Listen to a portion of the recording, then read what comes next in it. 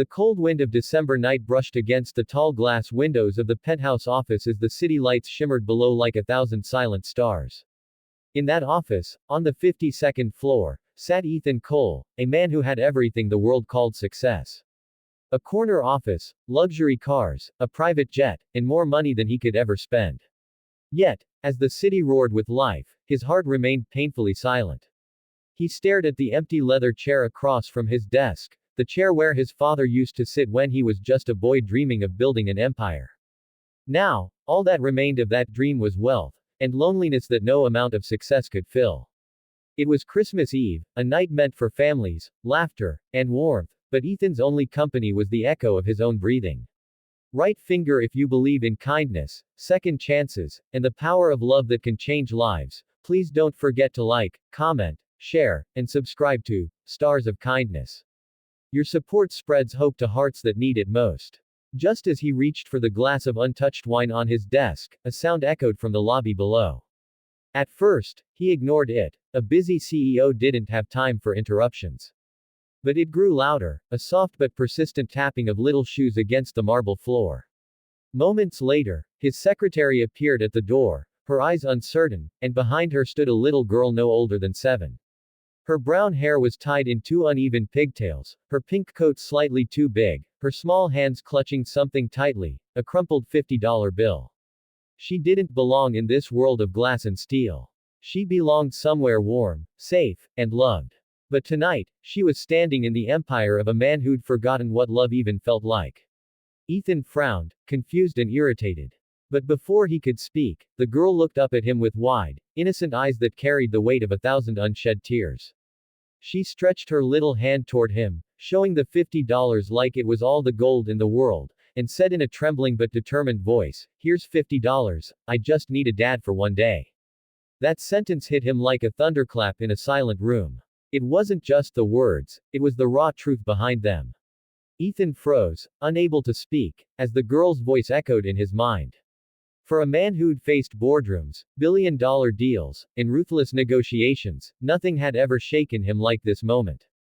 He didn't know it yet, but that one small voice was about to change his entire life. Her name was Lily. Her shoes were worn, and her little red gloves had tiny holes at the fingertips.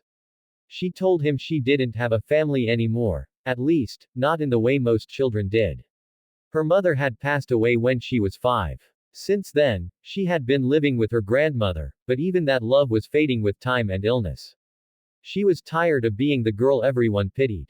On Christmas Eve, when she saw other kids laughing with their fathers at the park, she made a silent wish to have someone, just for one day, who would hold her hand and call her princess.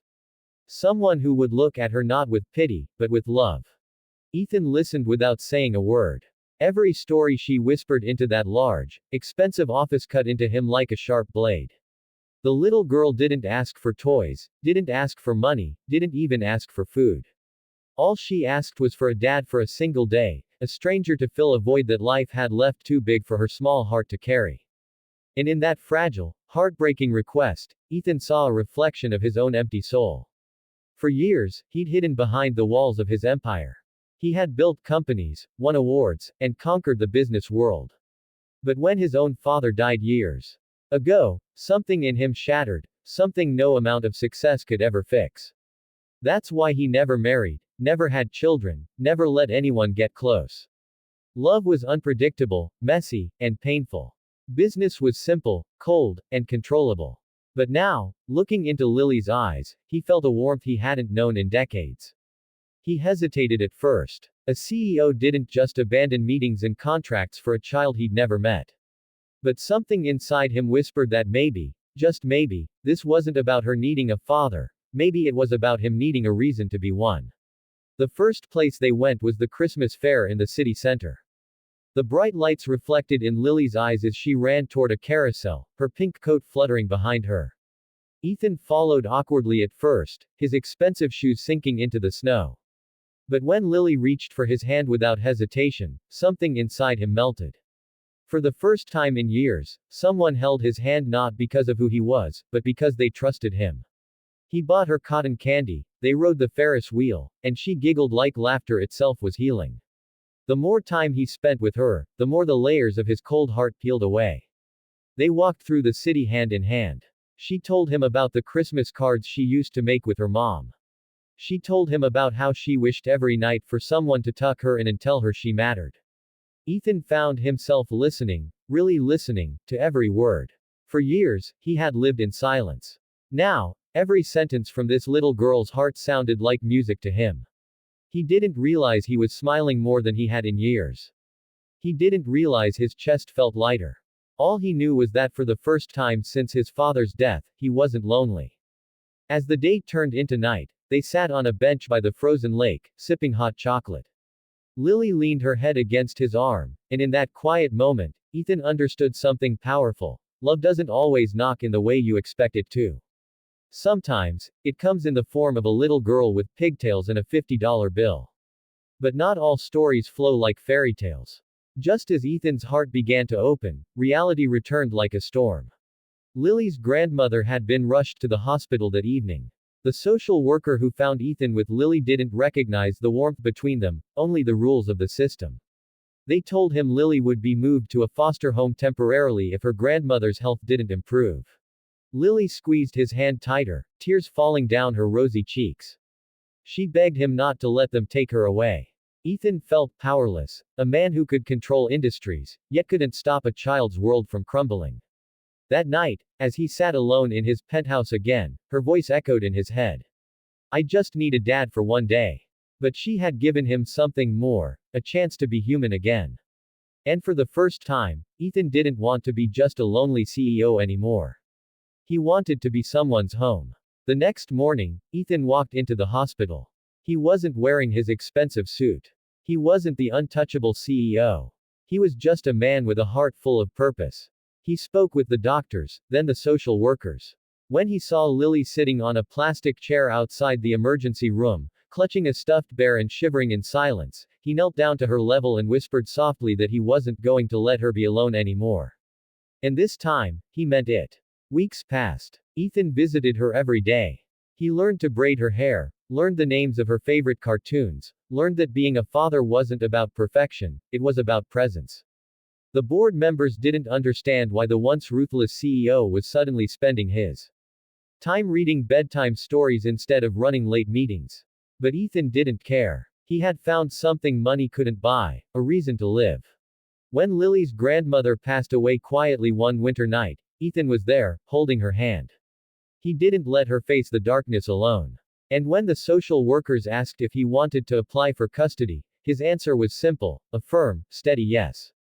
The man who once lived behind glass walls now had snow on his shoulders, a little girl on his lap, and a heart full of something he thought he'd never feel again. Love.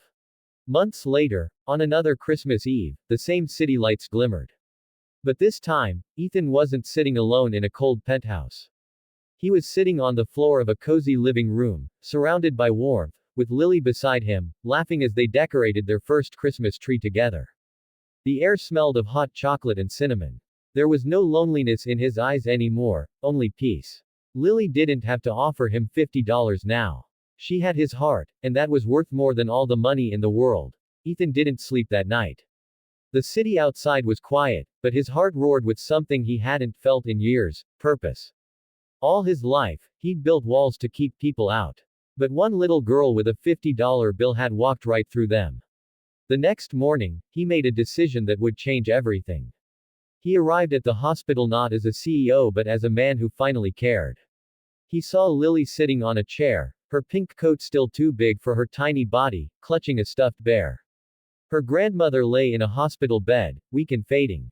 Ethan felt an ache in his chest as Lily looked up at him, not with pity or expectation, but with hope. He knelt in front of her and whispered softly that he wouldn't let her face the world alone. The following weeks were a storm of emotions. He visited her daily. He learned how to braid her hair, how to make pancakes, and how to read bedtime stories. He wasn't perfect. He burnt the first batch of pancakes. He stumbled over fairy tale lines.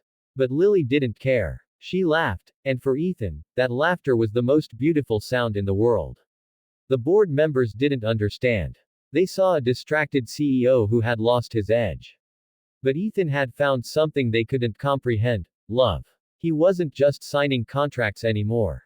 He was learning to live again. Then came the night when Lily's grandmother quietly passed away. The hospital room was silent, except for Lily's soft sobs.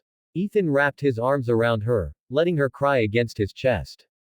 That night, he didn't leave. And when the social worker asked if he wanted to apply for custody, he didn't hesitate. He said yes. Not out of pity. Out of love. The process wasn't easy. There were interviews, evaluations, endless paperwork. But Ethan faced them all with a determination no business deal had ever seen. This wasn't about power. This was about family. And for Lily, he was ready to fight the world. Months later, Christmas returned to the city. But this time, Ethan wasn't alone in a penthouse staring at city lights. He was sitting on the floor of a warm living room, next to a twinkling Christmas tree, as Lily placed a handmade star on top. She laughed, her cheeks glowing, as they drank hot chocolate together. There was no $50 bill this time. She didn't have to buy a father anymore. She had one. Ethan realized something that night. Family isn't always born in blood. Sometimes, it's found in the most unexpected places, in the fragile voice of a little girl who believed love was worth $50, and in the heart of a man who discovered it was priceless. Right finger if this story touched your heart, if you believe in the power of kindness.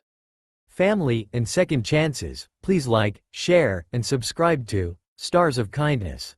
Let's spread more stories that remind people that love can find us even in the darkest places.